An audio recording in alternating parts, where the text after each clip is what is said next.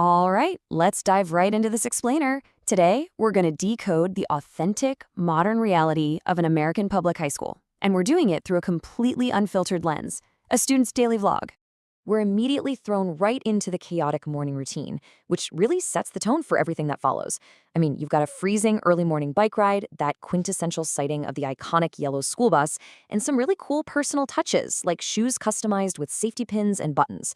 It's this perfect little snapshot of teenage self-expression crashing headfirst into the completely unavoidable, mundane reality of the morning commute. It tells us right away, this isn't some scripted Hollywood narrative. This is raw, boots-on-the-ground high school life. And to keep things grounded, we're going to follow the natural bell schedule of a student's day. So we'll track the morning commute, hit first period, take a quick break for lunchtime, and then wrap up with after-school extracurriculars. Okay, so moving into first period, there's this incredibly stark contrast between traditional expectations and modern reality. The Pledge of Allegiance starts echoing over the intercom, right? Historically, you'd picture a full classroom standing at attention. But the reality captured here, it's an almost entirely empty classroom, and the student just frankly notes no one stands up for the pledge anymore.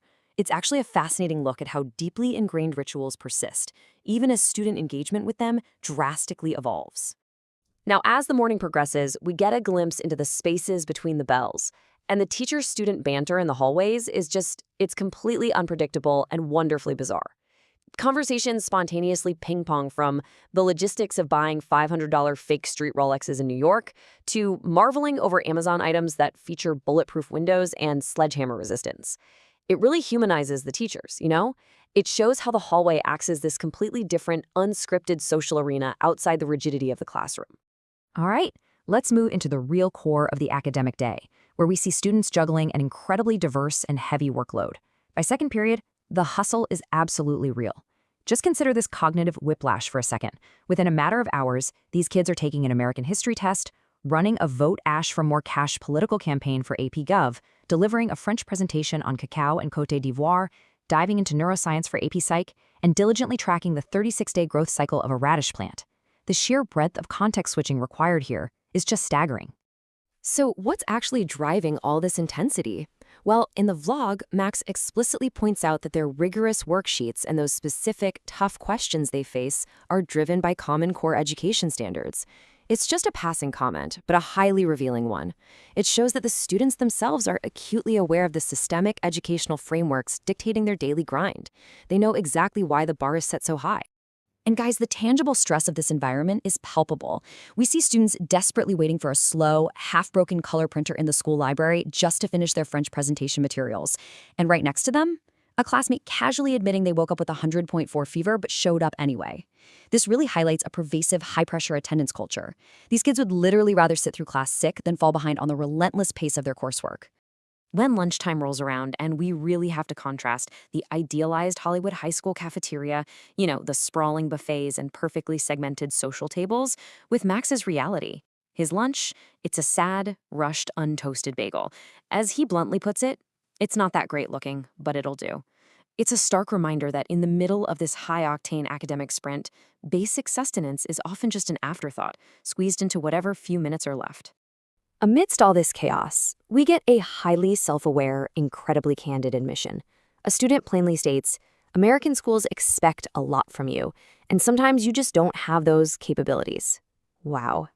It is a profound moment of vulnerability that just shatters the illusion of the effortless straight-A student. It acknowledges the heavy, sometimes crushing weight of modern public education expectations. And this is exactly why we need to look beyond the grades and see the actual human toll. But to survive this pressure cooker, students rely heavily on their social ecosystem, which brings us to a recurring phenomenon in the footage, vlog hijacking. This is when friends spontaneously grab the camera, completely shifting the narrative from a solo, isolated experience to a vibrant, communal one. They playfully complain about the bad lighting, they hype each other up.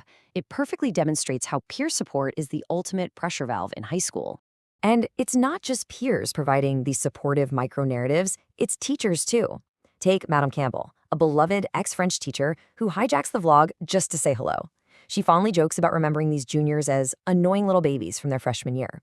This really highlights the vital importance of long-term mentor relationships in these massive public schools. having familiar faces who watch these kids grow up and provide a real sense of stability. As the final bell rings, you'd think things would wind down, right? Not even close. The hustle culture is ubiquitous. Max's best friend Andre actually takes over the vlog at one point, specifically to praise how well Max balances his life. Just think about this list for a second.